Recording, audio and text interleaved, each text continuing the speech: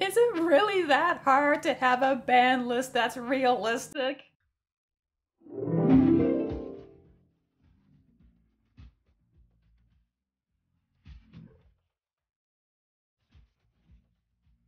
Okay, there's a lot of low cards in that hand. Oh yeah, right.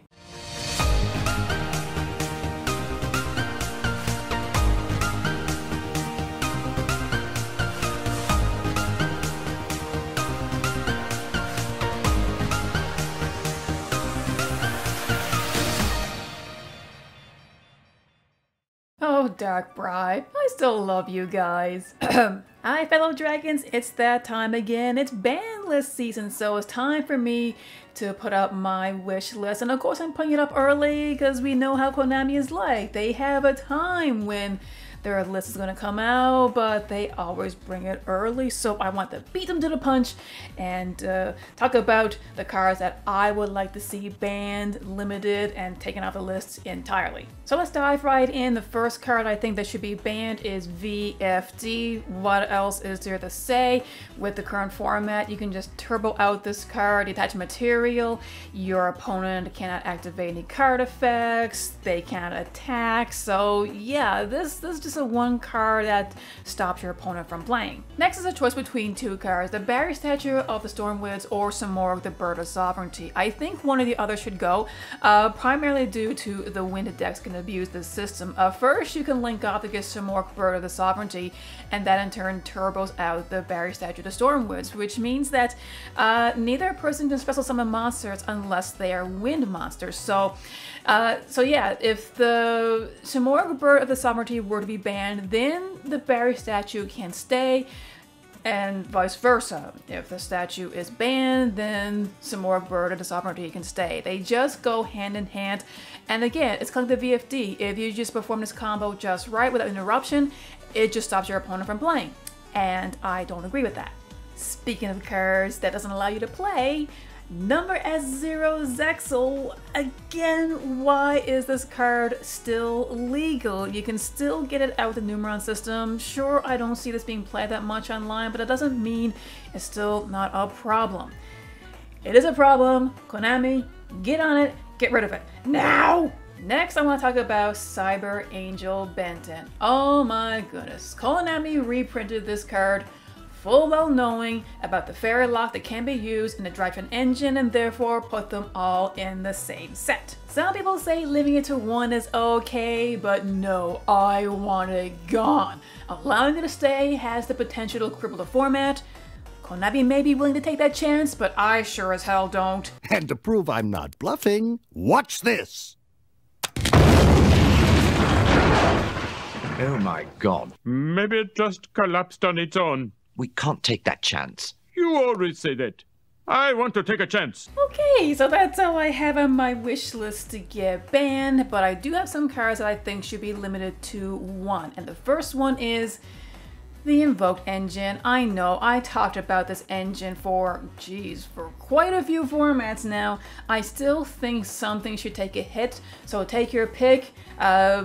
Off the top of my head, maybe the Magical Meltdown, I'm not really sure, but this engine has been so consistent, so powerful for so long, so I still think something on this engine should be hit to at least one.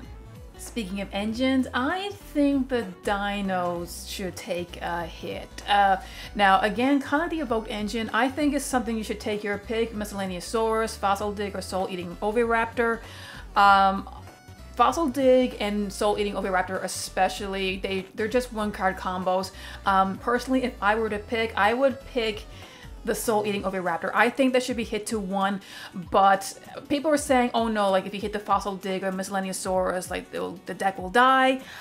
I don't think so. I think all it's going to do is just reduce the consistency, and it's just going to keep this deck in check. It's so strong. I think it's time that, yes, I've been calling for Soul Eating Oviraptor for quite a while, and Miscellaneousaurus for a little bit, but yes, I've reduced the strongest cards to these three. I think one of these should be taking a hit as well. So really, take your pick at this point. Another deck I think that should be held in check is Eldritch. It's been around for a while, so the two cards I narrowed down to I think should be Elixir of the Scholar Sanguine. I did talk about this in a previous wish list, or Curse of Eldland. I don't think limiting either of these cards in one will kill the deck. Again, I think it's just going to slow it down, hold it in check. It will retain a lot of its strength, but at least it won't be dominating over everything else like it has been for the past while. Now the next card I'm going to talk about shouldn't be a big surprise to anybody. That is a Red Eyes Dragoon. Now on its own as a single card, I don't think it's that big of a deal. It's super strong, but remember, there are strength in numbers. There are card combos out there that, if uninterrupted, can give you 3 of these guys. So yes, I think it would be okay to limit this card to 1. A lot of people want to ban, but personally, I've been able to get around 1 Dragoon without any issues. But yeah, getting 3 out is a bit much. So no, I don't think Dragoon should be banned, at least quite yet.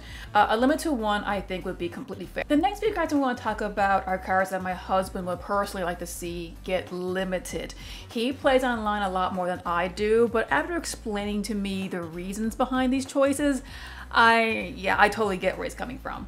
The first card would be Fire Formation Tenki, and the reason behind this is it turbos out the Zodiac engine, more specifically the Trident. Now while that card is still only limited to 1, that's all you really need, because once you get Trident out, it's an XE monster you can overlay into Zeus, and of course we all know what Zeus does. It just blows up the board and then you can just move on in. Fire Formation is also what he calls extremely splashable.